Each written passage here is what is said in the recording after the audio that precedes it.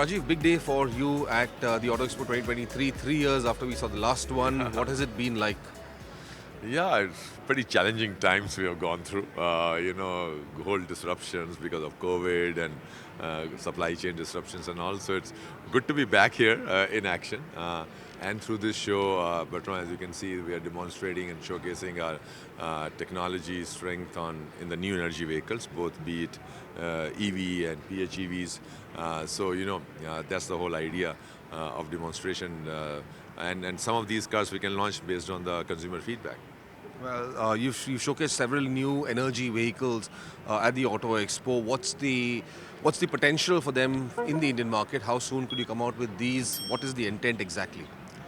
So, Bertrand, as you know that we have already announced that one EV we are going to launch in the next few months. That EV is not here. So that's going to be in 10 to 15 lakhs price range as we announced earlier. And so that's the second EV in our portfolio. Then we have got 4 new EVs here, and fifth one is ZS EV. So out of these 4 new EVs, I hope that we can get feedback after this Auto Expo and we can compile and decide which car. So within 18 months of that, we can bring one of these EVs next year, calendar year. Fantastic.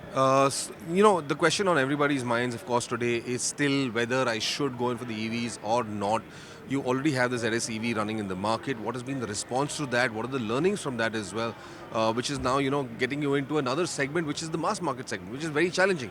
One of your biggest competitors here is also one of the biggest car makers in the country today. It's a whole new ball game. So what are the kind of learnings that you had along this journey? I think, simply put, response has been overwhelming. Also, if we give the context of the volumes, which you know it, but I'm just saying it, that out of 100 customers in India right now, only one customer is buying EV. 1% market share, 1.2% market share. So let's say in 2023 it will be 3%.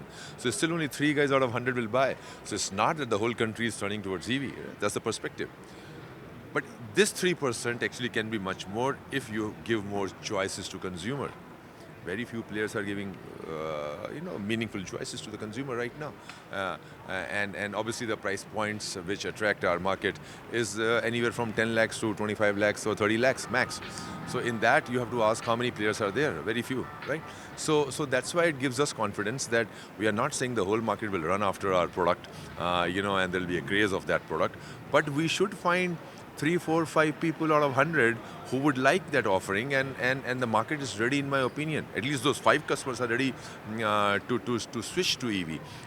So the learning is give good compelling choices. 98% of the consumers are charging it at home. Charging infrastructure has to improve, but that's not a huge constraint for these 5 people out of 100. But yes, if you want to increase the pie, then charging infrastructure has to keep pace, and the government is doing it. We are doing it. We are joining hands with a partner like BPCL and GOBP to enhance the infrastructure. So cost of people are very happy with the cost of ownership. That's another learning, because when they see the cost of charging a vehicle versus the price they pay, so they're pretty happy with that. Consumers are very happy with the electric vehicle driving, the acceleration, the sudden torque which you get. It's a different experience. So anybody who experiences EV converts into an EV. So that test drive or experience is important. Right? You're now stepping into a segment which is mass market, which means heavy localization as well. How prepared is MG to take on that challenge? I think, Bertrand, I'd like to talk about that closer to the launch of that vehicle. That's a pertinent question and good question. So today I would just say that we are mindful of these challenges, and I can tell you that we are going to add a lot of local content in that car. In general, we are focusing a lot more and more about localization, adding value, bringing technology at a low cost, and not only this, but also skilling the people. And then we are tying up with many engineering colleges, diploma colleges, to ensure that students understand the EV challenges and they understand how to handle those cars and technology. There were a lot of supply side issues that MG was facing in the interim period. What is the position on that right now? You're right, and I think we didn't do a very good job of managing those constraints, but now things are improving.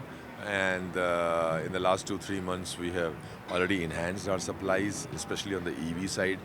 This quarter, Jan, Feb, March, looks good so far. So our numbers will keep going up, and you will see it. So things will not go away 100%, but they seem to be in a much better shape than last year, as of now, unless some big disruption happens again, so which we don't know. So we don't know what we don't know, but so far so good. Well, thank you, Rajeev. Thank you so much for your time, and pleasure talking to you always, as always. Thank you very much. All right. Thanks for Thanks, Take Rajeev. care. Thank you so much. Take care.